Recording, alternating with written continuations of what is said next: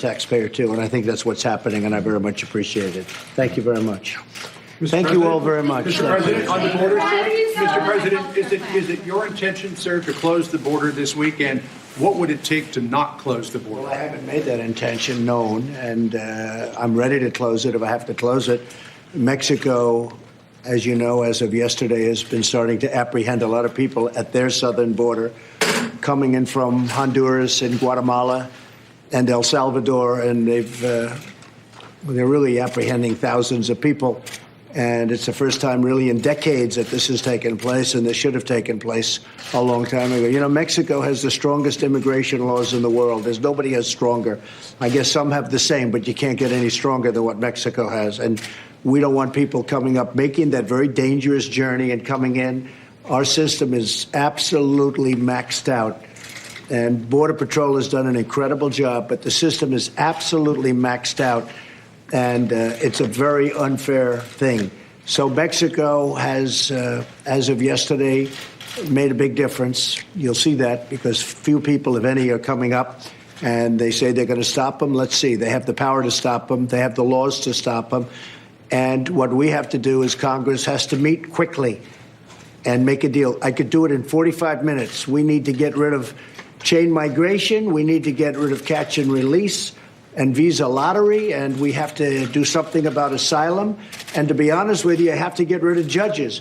Every time, and you won't even believe this, Mr. Secretary General, you catch somebody that's coming illegally into your country, and they bring them to a court. But we can't bring them to a court because you could never have that many judges. So they take their name, they take their information, and they release them. Now, we don't release too many. We keep them. It's called catch and keep. But you don't have facilities for that. But you have to bring them through a court system. If they touch your land, 1 foot on your land, welcome to being Perry Mason. You now have a big trial. So what they've done over the years is they release them into the United States, and they say, come back in 4 years for a trial.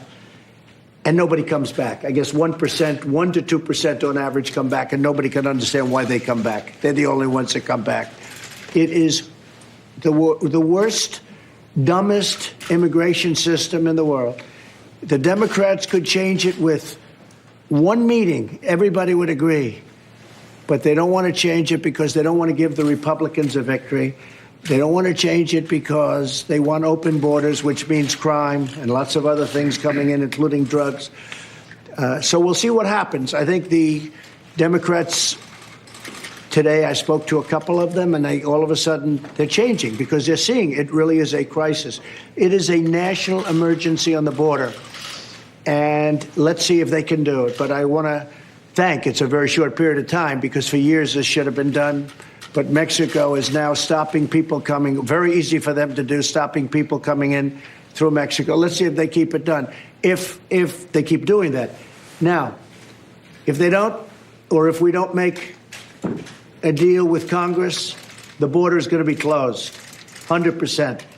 And this should have been done by other presidents. So many things should have been done by other presidents.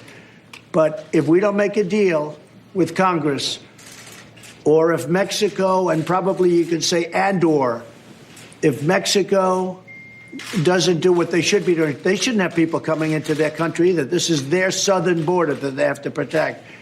Then we're going to close the border. That's going to be it. Or we're going to close large sections of the border, maybe not all of it. But it's the only way we're getting a response, and I'm totally ready to do it. And I will say this, many people want me to do it, because we're being abused by a bad legal system that was put in by Democrats and that has to be changed. And it can be changed in 45 minutes if they want to change it. Let's see what they do. Yes, Steve. Do you worry about the impact on the U.S. economy by closing the border? Sure, it's going to have a negative impact on the economy. It's one of the biggest trade deals in the world that we've just done with the USMCA. It's a very big trading partner. But to me, trading is very important. The borders are very important. But security is what is most important to me. I have to have security. This is what this gentleman is all about, to my right. And we're going to have security in this country. That's more important than trade. Hey, all you hear me talking about is trade. But let me just give you a little secret. Security is more important to me than trade. So we're going to have a strong border, or we're going to have a closed border. And, you know, when we close that border, we will stop hundreds of millions of dollars of drugs from coming in, because tremendous amounts of drugs come through our southern border.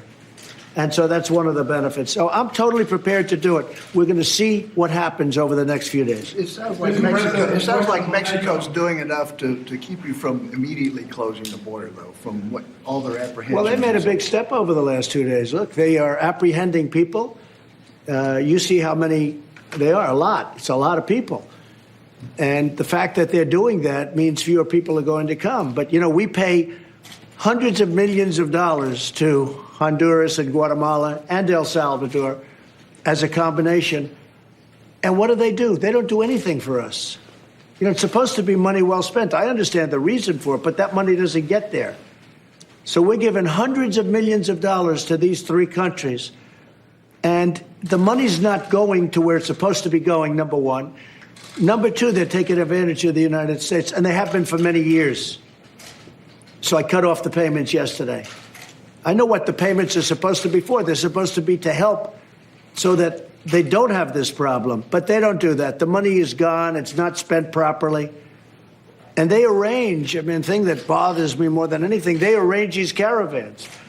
And they don't put their best people in those caravans. They put people in there that you don't want to have in the United States. And we're not going to have them in the United States. It's very simple.